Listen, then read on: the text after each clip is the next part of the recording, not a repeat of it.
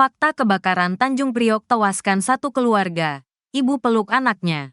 Satu keluarga tewas terpanggang pada insiden kebakaran di Tanjung Priok, Jakarta Utara. Sang ibu memberikan pelukan terakhir di tengah kobaran api. Kebakaran persisnya melanda dua rumah di Jalan Papanggo 3B, RT 12 RW 05 Kelurahan Papanggo, Kecamatan Tanjung Priok, Jakarta Utara. Jumat, tanggal 8 November tahun 2024, sekira pukul 1.30 waktu Indonesia Barat dini hari. Satu keluarga tewas yang dimaksud terdiri dari 4 orang. Agam Sahril, 40, dan istrinya Yuliani, 35, serta dua anak-anak mereka Stevi, 8, dan Alfat, 3. Menghimpun sejumlah keterangan, Tribun Jakarta mendapati 5 fakta penting terkait kebakaran maut itu. Api muncul dari salah satu rumah di Jalan Papanggo saat penghuninya tengah terlelap. Kasiops Suku Dinas Penanggulangan Kebakaran dan Penyelamatan Jakarta Utara Gatot Sulaiman mengatakan, penyebab munculnya api diduga karena korsleting listrik. Terjadi korsleting listrik lalu timbul api dan menjalar ke bangunan sehingga terjadi kebakaran. Kemudian warga mendatangi pos damkar Papanggo, ucap Gatot. Ketua RT 12 RW 05 Papanggo, Siti Komariah, menjelaskan, kebakaran semakin besar ketika api muncul juga menyambar bagian dapur. Kebakaran terjadi jam 1 lewat.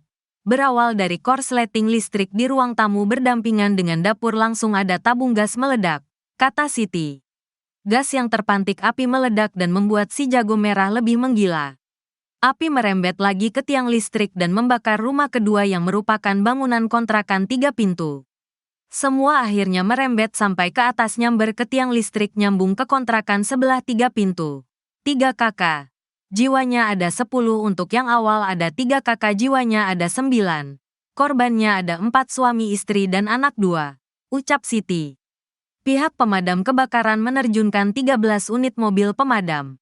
Api yang berkobar sejak pukul 1.30 waktu Indonesia Barat akhirnya bisa dipadamkan pada pukul 3.34 waktu Indonesia Barat.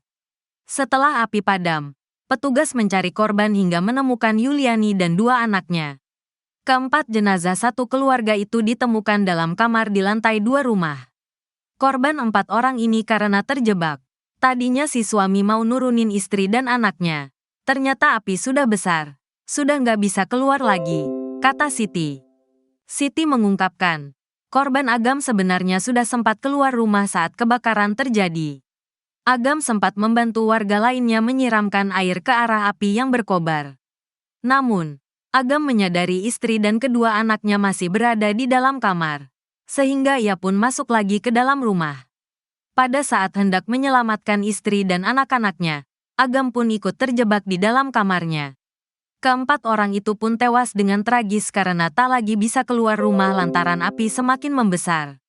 Kata Siti, saat ditemukan, jenazah Yuliani sedang memeluk 2 anaknya. Pelukan terakhir sang ibu tak mampu menyelamatkan kedua anaknya dari panas api.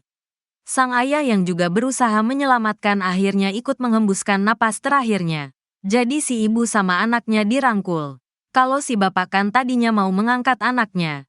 Jadi ibunya merangkul kedua anaknya. Ditemukan masih ada di kamar 4-4-nya, jelas Siti.